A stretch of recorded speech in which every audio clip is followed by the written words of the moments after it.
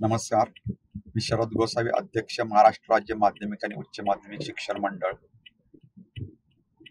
10वी आणि 12वीची परीक्षा सुरू होत आहे आणि हे होत असताना विद्यार्थ्यांना हॉल तिकीट 10वीच्या आणि 12वीच्या विद्यार्थ्यांना हॉल तिकीट देण्यासाठी ती ऑनलाईन शाळांना उपलब्ध करून दिलेली आहेत आणि शाळांनी ती डाउनलोड करून विद्यार्थ्यांना हॉल तिकीट प्रिंट करून द्यायचे आहेत.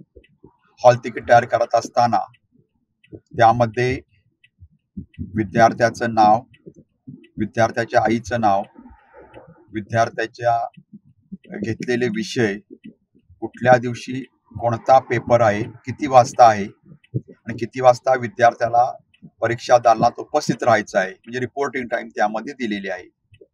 त्याचबरोबर जातीचा प्रवर्ग त्यामध्ये दिलेला आहे. विद्यार्थ्यांना 10वी नंतर किंवा 12वी नंतर शिष्यवृत्तीसाठी समाज कल्याण विभाग असेल, आदिवासी विभाग असेल, या विभागांना आपल्याला विद्यार्थ्यांची माहिती द्यावी लागते. त्यानुसार त्यांना शिष्यवृत्ती मिळत असते. त्यामध्ये विद्यार्थ्यांच्या शाळेच्या जनरल रजिस्टरवर किंवा ज्युनियर कॉलेजच्या जनरल रजिस्टरवर जर प्रवर्ग व्यवस्थित असेल तर ती शिष्यवृत्ती विद्यार्थ्याला मिळण्यास सहज शक्य होतं. तसेच विद्यार्थी किंवा पालकांना आपला शाळेच्या जनरल रजिस्टरमध्ये किंवा ज्युनियर कॉलेज जनरल रजिस्टरमध्ये जातीचा प्रवर्ग कोणता आहे हे कळू शकते.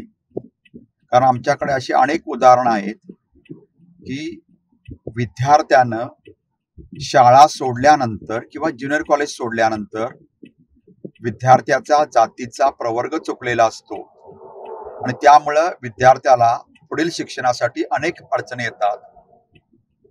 आणि नियमानुसार विद्यार्थ्यानं एकदा 10वी किंवा 12वी सोडली तर विद्यार्थ्याच्या नावामध्ये, विद्यार्थ्याच्या आडनावामध्ये, विद्यार्थ्याच्या आई वडिलांच्या नावामध्ये, विद्यार्थ्याच्या जन्मतारखेमध्ये, विद्यार्थ्याच्या जातीमध्ये कोणताही बदल नियमानुसार करता येत नाही शाळेच्या जनरल रजिस्टरमध्ये. त्यामुळं या हॉल तिकिटाचा उपयोग विद्यार्थ्याच्या पालकांना तसे विद्यार्थ्यांना आपलं नावाचं स्पेलिंग बरोबर आहे का, आपल्या आईचं नाव बरोबर आहे का, आपली जन्मतारीख बरोबर आहे का, आपल्या जातीचा प्रवर्ग बरोबर आहे का, हे पाहणे अत्यंत महत्वाचं आहे. आणि या उदात्त हेतूने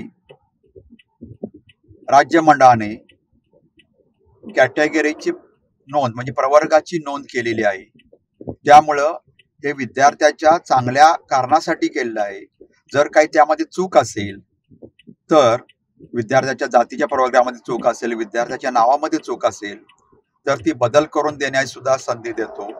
आणि जर विद्यार्थ्याच्या जातीमध्ये प्रवर्गामध्ये बदल असेल तर असा बदल करण्यासाठी विद्यार्थी शाळेत असताना किंवा ज्युनियर कॉलेजमध्ये असतानाच विद्यार्थ्याला ती करता येतं. ज्यासाठी संबंधित जिल्हा शिक्षणाधिकारी किंवा शिक्षण उपसंचालक यांच्या परवानगीने तो बदल मुख्याध्यापकांना करता येतो.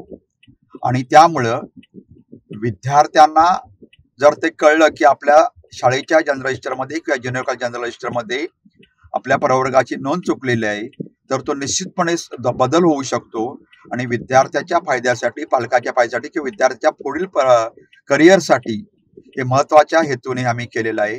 त्यामुळे कृपया पालक, विद्यार्थी, शिक्षक यांनी याची कृपया नोंद घ्यावी आणि कोणताही गैरसमज पसरू नये ही माझी विनंती आहे.